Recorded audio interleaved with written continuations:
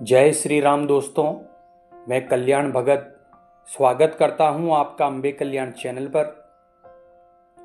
दोस्तों, हमारे एक प्रेमी मित्र हैं। उनका सवाल है कि गुरुजी, हमें मंदिर क्यों जाना चाहिए?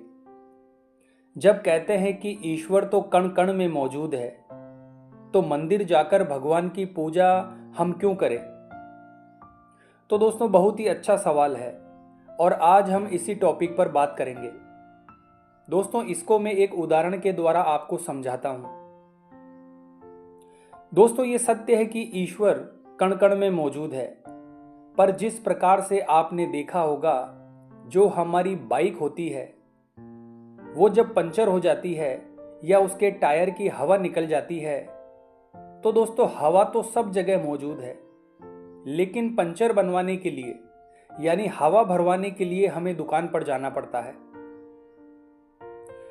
तो क्या दोस्तों, हवा जब वातावरण में चारों तरफ मौजूद है, तो क्या हम उस हवा को टायर में भर सकते हैं? नहीं भर सकते। इसके लिए हमें पंचर की दुकान पर ही जाना होगा और टायर में हवा भरवानी होगी। तो इसी प्रकार से ईश्वर सर्वत्र मौजूद है, कण कण में मौजूद है, लेकिन सकारात्मक ऊर्जा प्राप्त करने के लिए हमें मंदिर जाना पड़ता है, ताकि हमें प्रचुर मात्रा में पॉजिटिविटी मिल सके। हमारी बॉडी में जो ऊर्जा है वो क्लियर हो सके, मलिनता दूर हो सके। हमारी बॉडी के अंदर जो सकारात्मक ऊर्जा है उसमें बढ़ोतरी हो सके।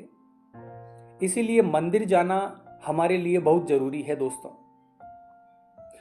भारत एक आध्यात्मिक देश है, जहां घर घर में भगवान की पूजा होती है, लेकिन फिर भी मंदिर जाना एक व्यक्ति के लिए विशेष अनुभव होता है, क्योंकि मंदिर जाना हमें मानसिक और भावनात्मक और सामाजिक स्तर पर मजबूत बनाता है।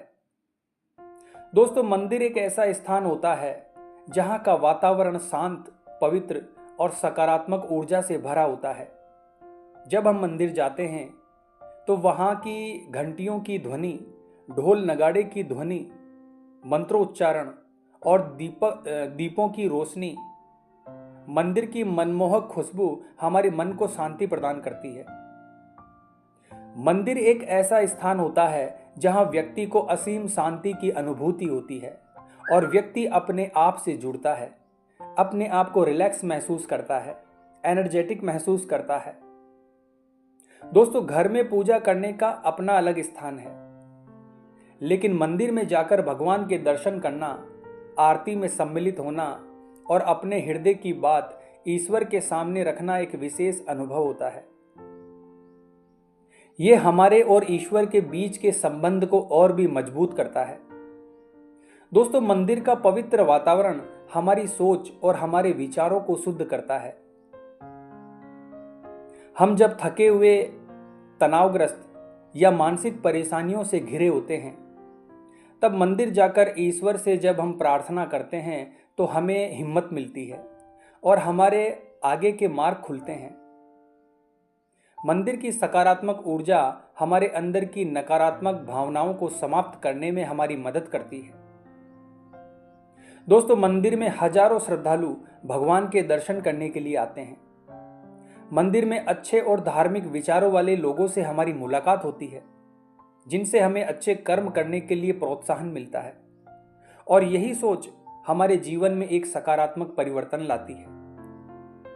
दोस्तों, मंदिर जाना हमारे भीतर के अहंकार को दूर करता है और हमें एक बेहतर इंसान बनने की प्रेरणा देता है।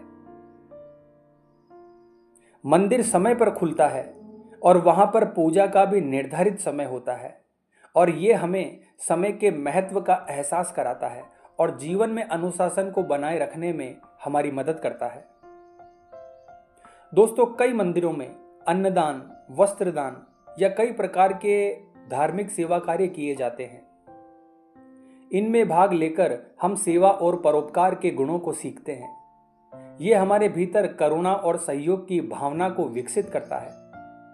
इसके अलावा दोस्तों, मंदिर में पॉजिटिव वाइब्रेशन इतनी अधिक होती है कि जिससे हमारे अंदर जितनी भी मलिनता है, जितने भी विकार हैं, वो दूर हो जाते हैं और हमारे अंदर फिर से सकारात्मक ऊर्जा का वास होता है। यानी मंदिर जाने से व्यक्ति रिचार्ज हो जाता है और उसके मन में जीवन के प्रति जो निराशा बैठ जाती है वो दूर होती है और व्यक्ति हिम्मत करता है और अपने जीवन में आगे बढ़ता है। और इसके साथ ही दोस्तों, जो व्यक्ति नियमित रूप से मंदिर जाता है उससे नकारात्मक शक्तियां भी कोसों दूर रहती है, क्योंकि मंदिर जाने से भी व्यक्ति की सकारात्मक ऊर्जा में बढ़ोतरी होती है। उसका पॉजिटिव ऑरा विकसित होता है, जिससे नकारात्मक शक्तियां उस व्यक्ति से दूर रहती है।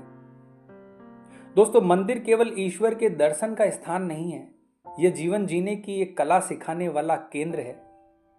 यह हमें अंदर से मजबूत बनाता है, हमारे विचारों को शुद्ध करता है और हमें जीवन में सच्चा सुख और शांति पाने की दिशा दिखाता है। इसीलिए मंदिर जाना न केवल हमारा धार्मिक कर्तव्य है, बल्कि हमारी आत्मा को विकसित करने की एक सुंदर प्रक्रिया है। तो उम्मीद करता हूं दोस्तों, आज की ये जानकारी आपके लिए उपयोगी साबित होगी। तो कमेंट बॉक्स में हर हर महादेव लिखना पड़ेगा दोस्तों। मिलते हैं अगली वीडियो के माध्यम से। जय मां अम्बे, जय श्री कल्याण।